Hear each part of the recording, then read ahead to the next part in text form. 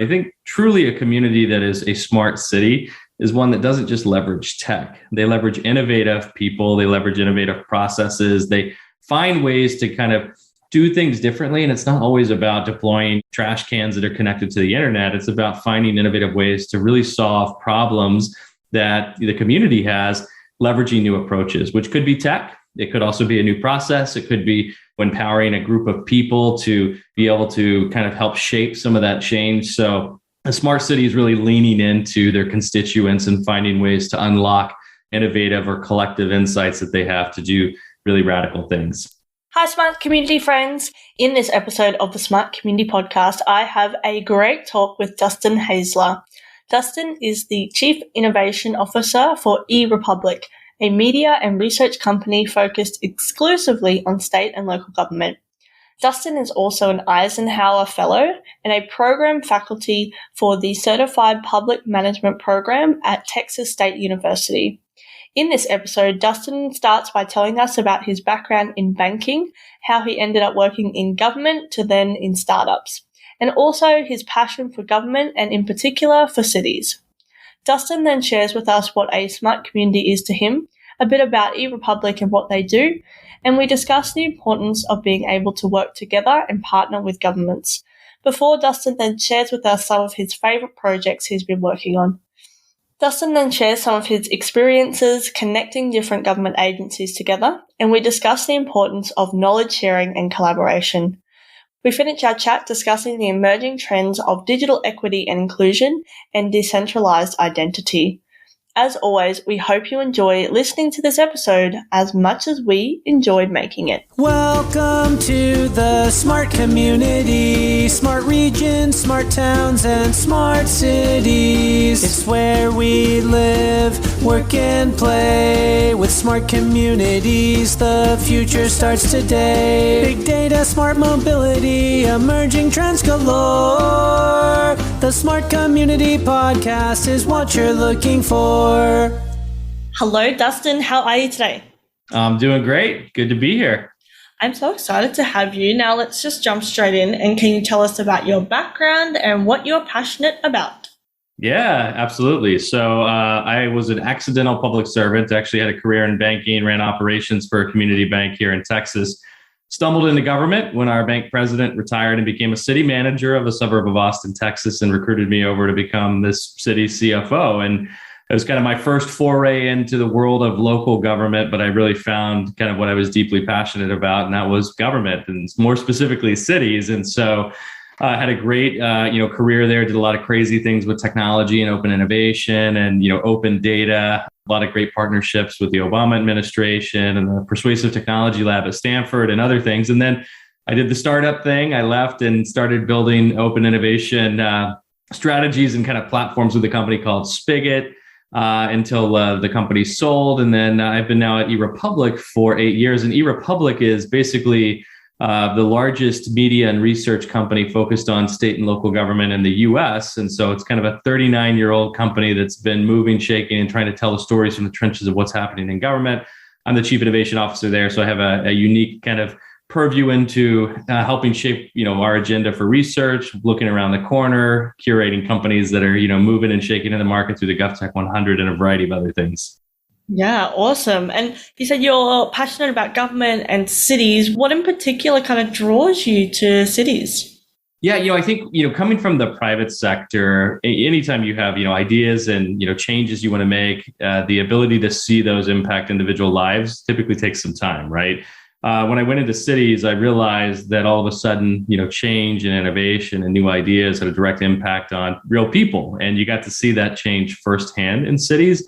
It's kind of where government touches people first. I mean, you've got all kinds of different levels of government and complexity in the US, just like you have in other countries. But, local government really was something that I enjoyed because it gave me the ability to be close to people and to figure out ways to kind of best serve them and connect with them. And, also the other thing that's interesting is when you think about government, you think about, bureaucracy and things that are, legacy, green screen, those types of things. But, everything that exists in the private sector, every vertical that exists in the private sector also exists inside City Hall. You've got public health, you've got public safety, you have utilities, you have all of these needs that are there. So it's kind of like the ability to really have a petri dish to try new things and to find better ways of doing things. And, for the longest time, agencies were stuck into what they had, right? They couldn't really, before the cloud, you couldn't really do anything because you had to go buy a data center and have all of this expensive technology that was out of the reach for most cities that were,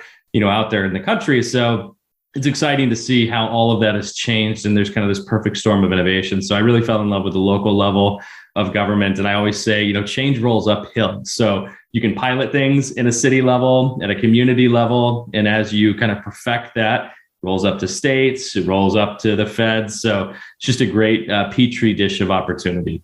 Yeah, excellent. Now, what is a smart community to you? That's a great question. And it's one that, we talk a lot about because, smart cities, it gets thrown around a lot as a buzzword or buzz phrase here in the US.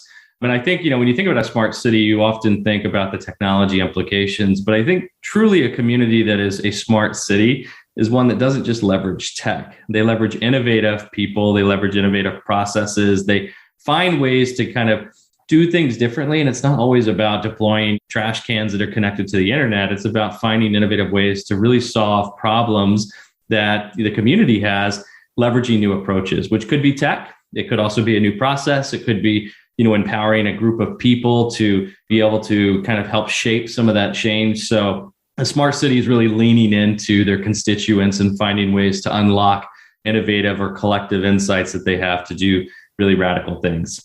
Yeah, it's a really good point. And even in my definition of what a smart community is, I added early on new ways of thinking, so doing things differently. And I added that before tech and data because those things can, feed into that. But you're right, it's actually bringing in people that may not normally be involved in city shaping things or things within the city, but thinking about different ways of doing things, because even if you deploy technology, if the processes and the systems and how people work doesn't change, then the thinking doesn't change. Therefore, you won't get the outcome that we're actually seeking. We might be, we might have a new piece of technology that everyone can get excited about, but actually you have to make decisions differently. You have to let people be able to, empower people to think differently, come up with new ideas, because the technology isn't the thing that's coming up with the new ideas, that's the humans. And I think that's really key. And I really like that you added that to your definition as well. Yeah. And I think one thing that you said that's really telling too is when it comes to the ideas, those ideas aren't going to always come from City Hall. They're not going to come from the city manager or the mayor, and they're not going to come, always from employees. They can come from constituents. I mean, sometimes the best ideas come from friction and pain points and constraints. So when someone's calling 311 to complain about something, that's a great opportunity to flip it around to try to figure out what should we do differently? How can we solve that problem before it becomes a problem in the future? So I think, when I think about the collective insights of a community, it's the full community itself, all the way down to individual constituents. Even, you think about volunteering, for example, and I'll get off my soapbox, but, you have these big kind of events that happen across the country, and you get, kids to come volunteer to sell water, for a charity or for the community or whatever it is. Today, you can leverage those same individuals to design your website, to plug into really interesting projects that you have. You can incubate talent at a much earlier level because the kids today have a totally different skill set. The community has a totally different skill set that cities can leverage. So if they choose to leverage it. So, yeah, I like that because it's really true. It's not, the things that maybe we were employed for when we were younger, we'll still be employed for those, but actually people younger than us have all these other skill sets as well. Like councils in particular, local government could easily leverage, but it's not traditionally how they would do things because it's a different way of procuring things. Maybe you have, you just get someone on to be able to build a website or whatever the case is. And I'm thinking as I'm talking, because I was a particular local government down in Adelaide, they did this. He did a lot of the smart city work, but he was basically in continuous improvement in IT branch. And he got someone that showed some interest, a young person. They were put on casual 1 day a week, and their job was to look at new ways of doing things. And they built, little things, and it was very different. It was very unusual for that council. But what it does is it may only be really small things, but it starts that catalyst to go, oh, if we could do that, oh, maybe we could do something like this. And then it builds and grows and grows. And I think sometimes we think smart city stuff has to be huge and really big projects and like full transformation, but that transformation actually starts from really small change, or can start from really small changes. So I think that's a really key one as well.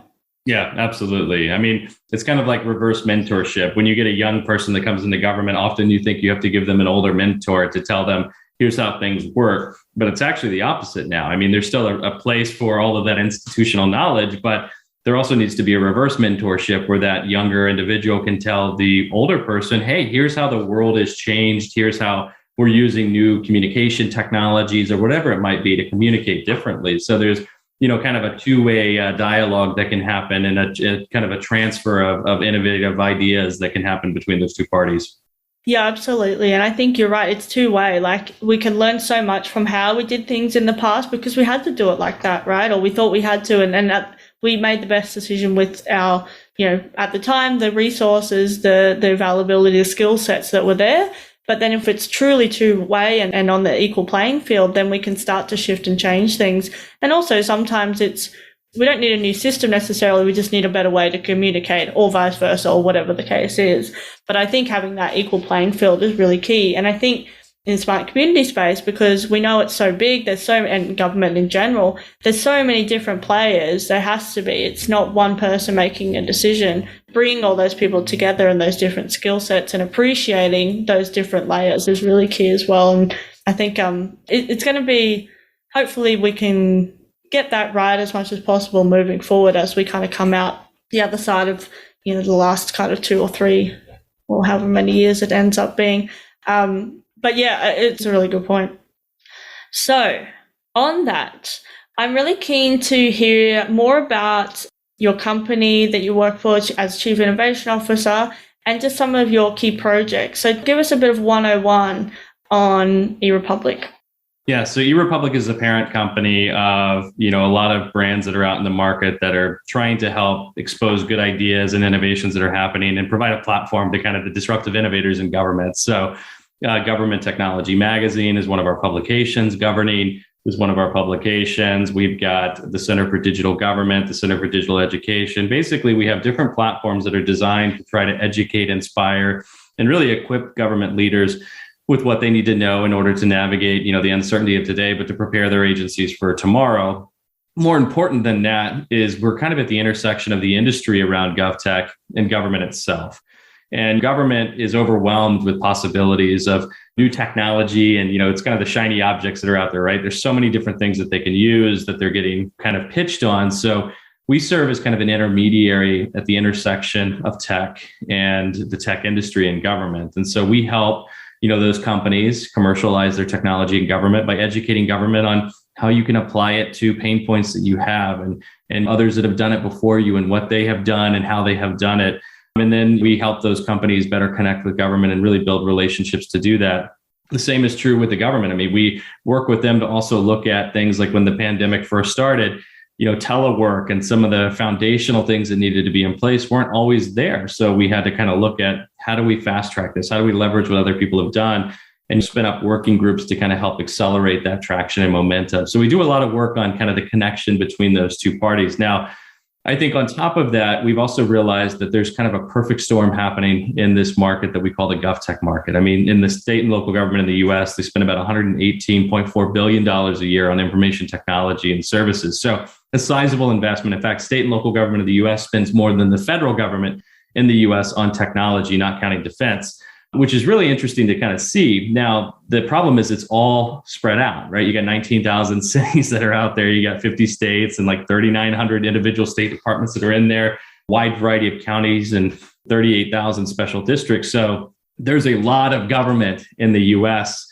and they need help on understanding how to connect the dots with each other, how to collaborate, how to do things differently. So we also curate what's happening in this unique moment in time. I like to equate it to kind of the app store of government where, right now we're at the perfect collision of democratized cloud infrastructure, available funding, new government leaders, changing expectations that have all kind of got us to this perfect inflection point of doing things differently. I mean, it's like when the iPhone first came out in 2007, you were stuck with what you had, right? You had like a calculator app and a few other things, but you couldn't go to an app store and add any capabilities to your phone. You were stuck. Government was very much like that. They were stuck with what they had because the cost of transforming was too great for most. The vast majority of cities in our country are actually under 25,000 population. So they skew very small, very fast, and they don't have the resources that's necessary to really think differently because they just don't have the resources. Now, a year after the iPhone was released, the App Store came, and all of a sudden you could add new capabilities to your phone. And I think we're in that moment now, right? Where in our market, there's so many capabilities. There's so many companies that are building technology just for state and local government, which is crazy to think about. I mean, I remember raising capital in the past, and I was told to avoid two markets, education and government, because they're slow, they're bureaucratic. You'll never, do any business with them. It's all relationship. All of these myths associated with the market. And I think what we're seeing now is that now companies are building technology just for government as a customer, and they're doing wildly well. They're solving really critical, important problems that need to be solved. And they're working and partnering with government on doing that, not just in one area, but across the country. And I think that's really exciting to see how it's kind of spread. But GovTech is global. I mean, you have pockets of GovTech everywhere, from where you're at to the UK, to South America, to Africa. I mean, all over the place, you have the need for technology and regulated industries. And so it's been exciting to see how some of these pockets of innovation have spread. And so we like to track that, we like to curate it, and we like to help companies and government understand what's happening in this moment and how to take advantage of it in a way that drives real market success. I mean, our mission as a company is to make government better. So at the end of the day, everything we do for the public sector is free of charge. We don't do anything that costs money for government because we have a vested interest in making sure that government is successful, because when they do well, we do well, and the industry does well. Just going back, companies now making technology specifically for government, I think a really key part of what you said there was that they're working with government to be able to do that. They're partners in it. And I think traditionally that's maybe not necessarily the case. Government had to buy whatever technology was available, or it was built for them, but it wasn't built with them. And like you said, stuck in kind of legacy, systems or processes, and they couldn't download the next app. They had to just work with what they had. And of course, time, budget, resources, and skill sets to even know what else that they could do with that, or know what they could shift and change. And also they always have a very important job to do, which is to make sure that the city's running, that the community is safe, and all those type of things as well. So I think that's really key. And I think in the smart city approach, even just if you think of it as a mindset change and that we can do things differently, I think then helps that, builds that. And I think one of the key things that you also talked about is making people aware that this isn't just a thing that's happening in over here or there, it's global. And I think then that gives government officials within government going, oh, this isn't just a trend that someone came up with and it's not going to be boom and bust or whatever. And I think we've moved the conversation in maturity to know that it's a safe place to be. And it's something that it's a necessity that we have to move forward in this, because technology has infiltrated all of our lives. And it's like a very obvious thing to say, like no one would disagree with that. But I think what we need now is the government to then use those technologies as a tool to serve the people better, and vice versa. The technology is now better, so then we can serve the government. That's the way it's kind of shifting and changing. And I think being aware and seeing case studies and knowing where those things are happening is really key for government. So I think that's a really key part of that as well. Yeah, governments can't sit on the sidelines. I mean, I remember being in government, you had time to react. You could watch what was happening in the private sector, and then you could kind of let them figure it out, and then you could act and pivot. Everything changed, right? The pandemic made everyone on the same playing field where you all had to act at the same time. And so agencies can't wait for the private sector to figure it out. And in many cases, they can be the ones that actually pioneer new uses of technology. I mean, the federal government here in the US has a variety of programs that have incubated a lot of emerging technologies, but cities are great playing fields for that too. I think what's changed that's interesting is the notion of a city doing business with a startup in the past was always like a no-no, because the startup was too risky for them to engage with. You had to deal with personal identifiable information. Could you trust it there? Did they have enough funding to last, the entire cycle that you were doing it?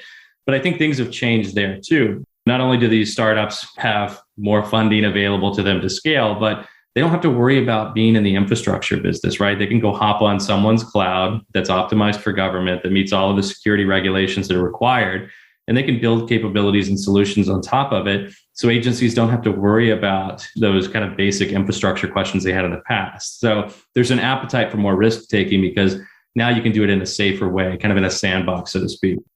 Yeah, it's kind of like the foundations, the plug and play foundations are there now. Well, two things. The foundation's there and then you can plug and play into those, which is really important. Or, well, important, yes, but it's like that's a key change, right? Because if you want to work with government before, you had to have all this infrastructure. You had to be the one that had all of the security, the standards, the process, and obviously there's a whole bunch of those things as well. But now that we've understood those foundations and been able to plug and play into those and modularize that, then yeah, it makes it a lot easier because actually the smarts can do that without having to kind of dive right into that detail because that smarts is already taken care of and then we can build on top of that. So I think that's really a key one as well and an exciting one too because it's going to just continue to build, right? And I think that helps government it gives them that level of security and that to mitigate that risk that they need to be able to get the funding to move forward or the buy-in from both the officials and the community as well. So tell us about some of your favorite projects and things you've been working on. Yeah, that's a good question. I mean, I think I'm excited about, so one, we started, 7 years ago, something called the GovTech 100, which was an attempt at that time to curate 100 companies that were focused on state and local government. And it was kind of a way that we wanted to curate what was happening in the market, but not put a pay to play model on it and not make it gimmicky like some of the other things. We really wanted to focus on who is doubled down on our market and is really looking at government as a customer and is moving and shaking and really doing interesting things. So we started with curating 100. It's now become kind of a thing that many investors, many entrepreneurs look at and aspire to be on. So it's exciting to see how it's evolved and kind of what its influence has been in the market. I think outside of that, we're doing a lot of work on trying to equip industry partners with how to actually take advantage of this moment in the US market, whether you're an international company that's looking at breaking into the US government or if you're an entrepreneur and you're looking at doing it. So we've been doing a lot of free kind of training. We call it the 10 laws of government sales and marketing, just to try to help equip people with the knowledge, the data, and whatever they need to kind of get to that next level with their market approach. Outside of that, we've been focusing a lot on the government experience. And it's been interesting to see how that's evolved. I mean, we started well over 2 decades ago, something that was called Best of Web. And we were the original company that kind of ranked and curated the top websites when that was kind of the e-government, government 2.0 craze that happened in the past. And then what we recognized about 7 years ago is the web is no longer the front door of government. Things have changed. People come to government in a variety of ways. And so we really needed to expand kind of our analysis of what cities and counties and states were doing with web to everything. So now we have a government experience program, an awards program as well, and ranking that kind of goes into it, where we look at the omni-channel strategies that cities, counties, and states have. We look at their governance, we look at their staffing, their use of technology, how mature they are on certain lines. And it's been really fascinating to see how cities have spread their focus now from the web into all kinds of other things, like having an API strategy and getting into like 311 integration. And just, it's been so fascinating to see how things have evolved there. So I'm really excited about that. And then just looking at all of the new technologies that are out there and the need for agencies to understand how to ethically use some of these new technologies like artificial intelligence, and how do you do it in a way that maintains and builds public trust? How do you leverage these technologies to not replace people, but augment them and make them more effective? So I'm really excited about some of the groundwork that we've laid there. And frankly, just being able to help tell the stories that are already happening in the trenches, not just of the US, but I mean, you look internationally as well. There's so many interesting hotspots of innovation that are happening in GovTech, and public servants are doing amazing work. And so, we all have the same challenges. I mean, I think that's the one thing that's been very evident, whether you're in New Zealand or whether you're in the United States, cities are trying to tackle the same things.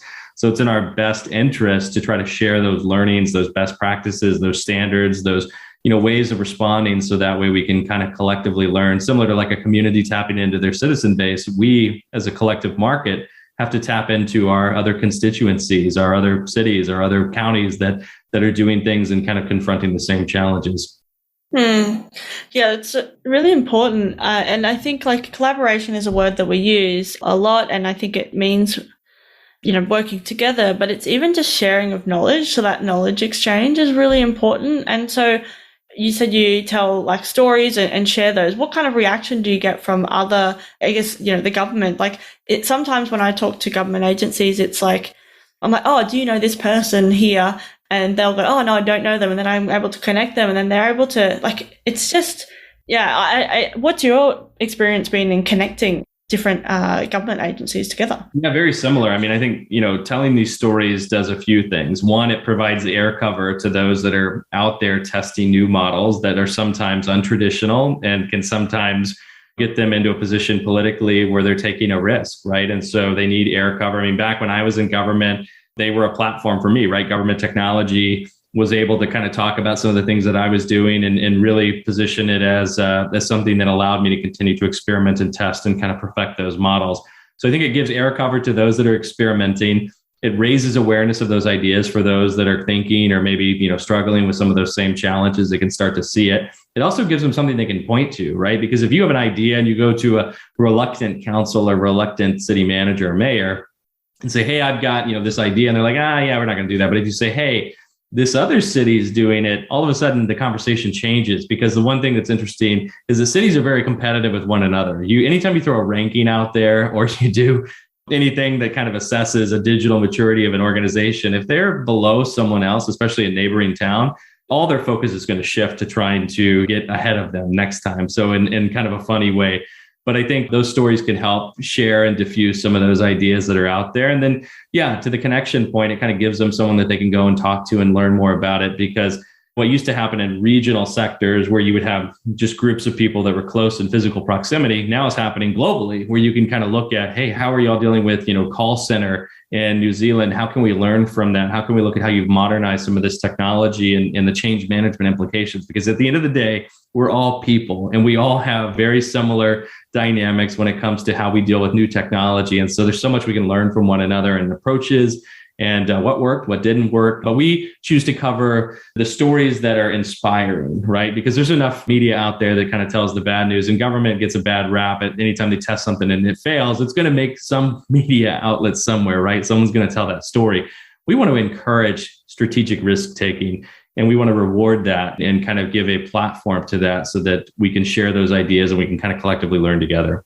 And I think then what it does is opens up the door for that collaboration to happen where they can, I think there's so many different types of what I call like you pulling back the curtain, or actually what I normally call, but sometimes not on international stages, is show them your knickers, which is like, show them all the stuff, all the things behind the scenes, the stuff that worked, the stuff that didn't. But you'll do that in different platforms depending on what it is, like government to government, for example, business to business, or maybe some of them you'll be sharing wholly with the community, because at the end of the day, you want to learn from it and be able to continue to push forward. And I think in the government space in particular, if they have a safe space where they can share absolutely everything and without consultants, without, suppliers in their ears or in their faces, it really, really then to be able to drive forward and do stuff differently next time to make sure that doesn't happen again. Because sometimes, those things that can be quite simple can actually really, really, like you said, detrimentally affect reputation of local government or government in general or whatever. To build trust, it's to build that back up again, I think is really key. But also knowing that, we don't want to be doing the same thing over and over again, or we only do a small amount because that's the level of risk that we can, handle. But actually we want to move to the next phase, which is another increased level of risk. So who can we talk to that might have tried something that didn't work so well? And what can we do about that, next time or different? And I also like what you said. I think, cities have a lot of the same challenges, right? Same problems, but then contextualizing that for that particular community is so important. And I think sharing those stories to go, oh, that's something similar in my community. It might not be right next door, but actually it could be, on the other side of the world, but maybe it's a similar size or something, geography, whatever it is, but you can pick and choose and learn things. And then even if it's different, you just go, oh, okay, they tried this here, but actually I'm going to do it this way because this, makes sense in my community. And then, you can share that story as well to inspire others. And I think that's really important. Yeah, we're all so much more similar than I think we even imagine. I mean, I did a Eisenhower fellowship. I was fortunate to be part of the Zhejiang program right before COVID to go to China. And it was really a transformational experience because there was a perception that their smart cities were just light years ahead of ours and had dealt with all these challenges. But when I was there, I realized they have the same struggles that we have, right? I mean, there was a much larger scale. Their small cities are like our largest city here in the US. But at the end of the day, they were dealing with some of the same challenges and constraints, and really were looking for ways to collaborate with the international community on how to tackle some of them. So, I think we're all kind of in the same boat when it comes to that problem solving. And as you said, we have to contextualize it, make it real, because there's not a silver bullet for all these things. Every community has kind of their own cultural norms and other things, and every, workforce has the same. However, there's ways that we can leverage at least the insights of what's been done before so that we can not just reinvent the wheel. Absolutely. Well, let's zoom to the future now. And what are the emerging trends that people aren't talking about enough? Yeah, that's a really good question. I think what I'm really passionate about, digital equity and inclusion and all of this stuff, I think is going to be really important. There are conversations that are happening on it, but I think making it real, we've talked about equity for a long time. And I think starting to look at how do we really codify some of these things in the way that we deliver services and the way that we build technology so that no one's left behind. Here in the US, we've got a lot of federal stimulus dollars that have been passed that have provided once in a generational opportunities for agencies to reinvent the way they deliver services. But on top of that, we have to think about not just replacing everything with a shiny app, but how do we make sure that we take everyone along this time and deal with some of those change management implications. So I think, digital equity, inclusion, digital divide, all of those things are so critical right now. We have to have more conversations about how to collectively solve that.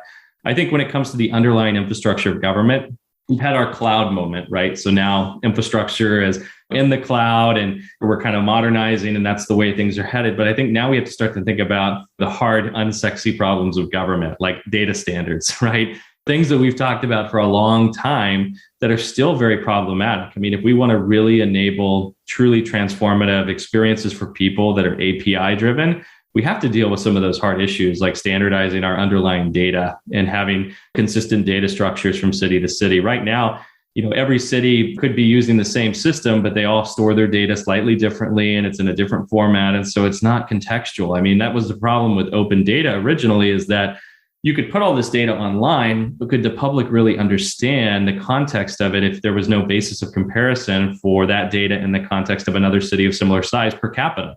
Right. So I think we have to start to really think strategically about how do we really do data standardization? How do we start to bake that into the way that we procure things? How do we start to work with the industry community to kind of build some of these open standards that aren't upsells to products, but that are truly embedded in the way that the technology is delivered, right? An open API as a mechanism of service delivery. Those types of things I think are really interesting.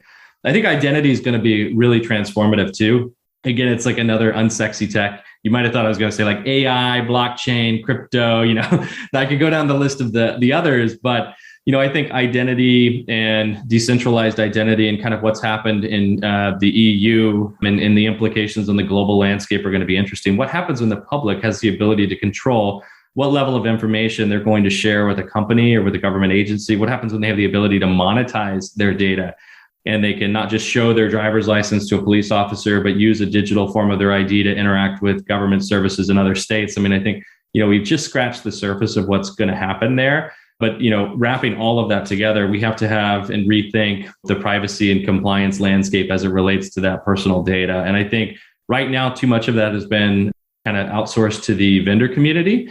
And not that they don't play a role in it, but I think government's going to have to really step up at all levels, not just the federal level, at all levels, to think differently about identity, privacy, and kind of how all these things intersect with things. That's why some of the emerging technologies have failed. You look at facial recognition, as controversial as it is, part of the failure and the pullback from it is because we didn't deal with some of those issues up front with public perception and trust, and how do you maintain privacy, and how do we ensure that we're not using it or we're not setting it up front ethical use cases that are there. So I think we have to do the same thing when we start to think about artificial intelligence and algorithmic government and the ability to have autonomous processes that exist. Lots of exciting things that are there.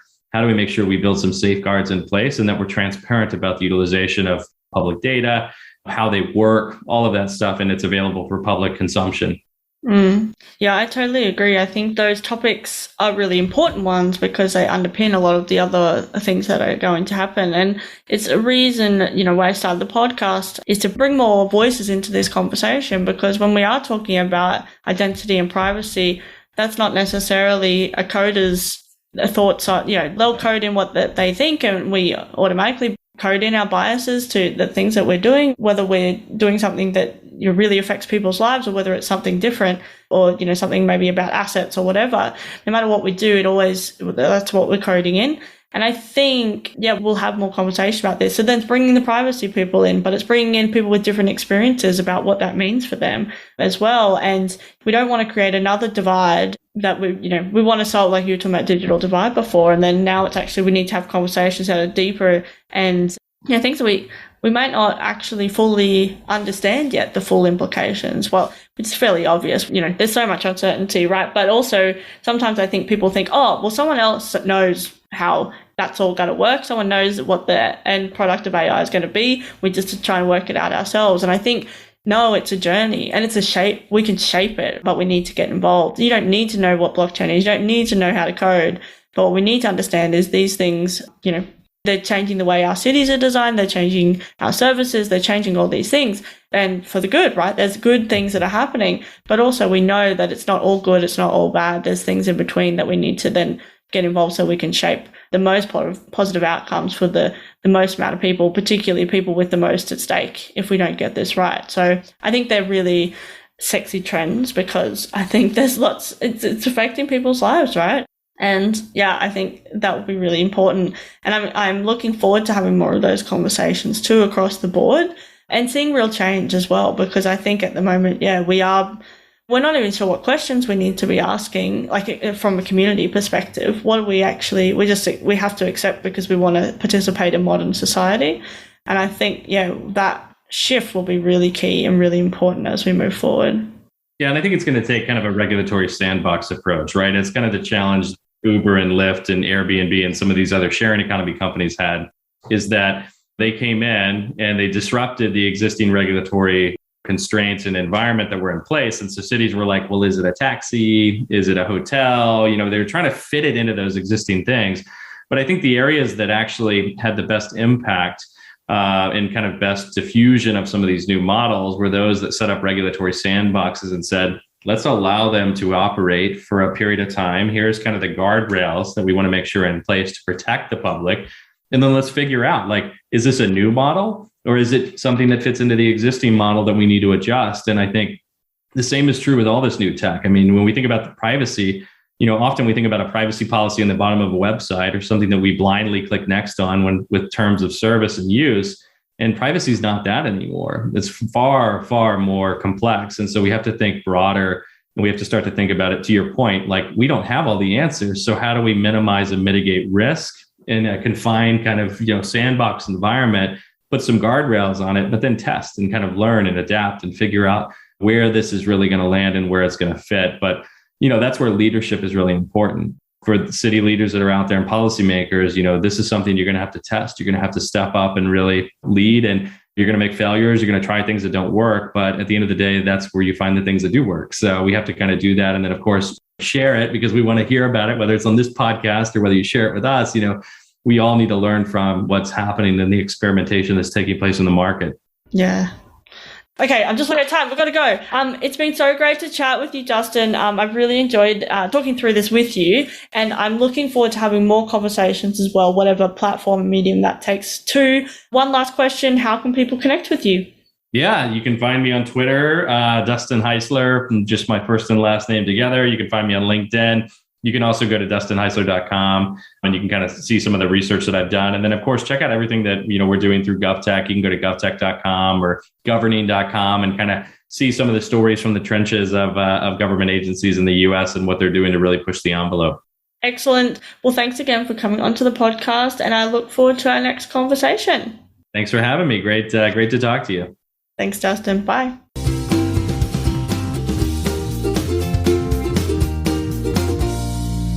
The Smart Community podcast is brought to you by My Smart Community. If you're trying to deal with disruption, not sure what technologies to buy, need to facilitate genuine collaboration, then we can help. Email hello@mysmart.community or head to www.mysmart.community/consulting. Thanks so much for listening to the Smart Community Podcast. Show notes for this episode and all other episodes are available on our website, mysmart.community/podcast.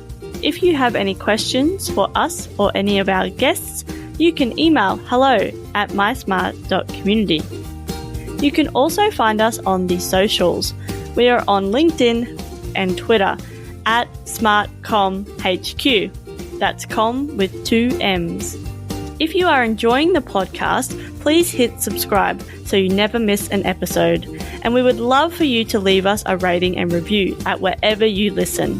This really helps us reach more ears and eyes, so thank you for your support. As always, we hope you enjoyed listening to this episode as much as we enjoyed making it.